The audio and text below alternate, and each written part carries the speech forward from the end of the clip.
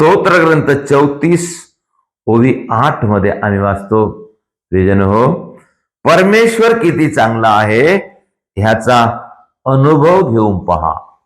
परमेश्वर किती चांगला आहे ह्याचा अनुभव घेऊन पहा.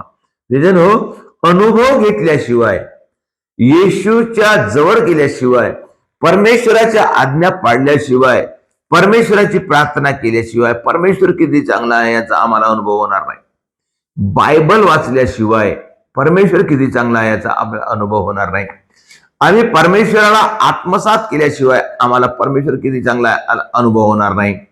आम्ही वाईटाला सोडून दिल्याशिवाय आम्हाला परमेश्वर किती चांगला आहे याचा अनुभव होणार नाही. तर परमेश्वर किती चांगला आहे हे ओळखण्यासाठी आम्हाला आपण प्रार्थना केली पाहिजे, बायबल वाचलं पाहिजे, विश्वास ठेवला पाहिजे आणि विश्वासाने समोर गेलं पाहिजे. तेव्हा परमेश्वराची महानता आम्हाला कळून येणार, परमेश्वराची महिमा आम्हाला पाहायला मिळणार. विश्वास ठेवल्याने आम्हाला परमेश्वराची महानता आम्हाला दिसून येणार.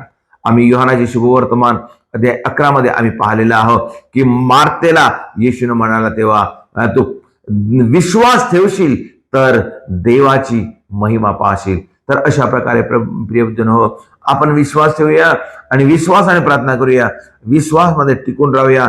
विश्वास ठेवून आपण सत्याला स्वीकार करूया, असत्याला सोडून देऊया. तेव्हा देवाची कृपा आमच्यावर येईल आणि देव किती चांगला आहे याचा आम्हाला अनुभव होईल.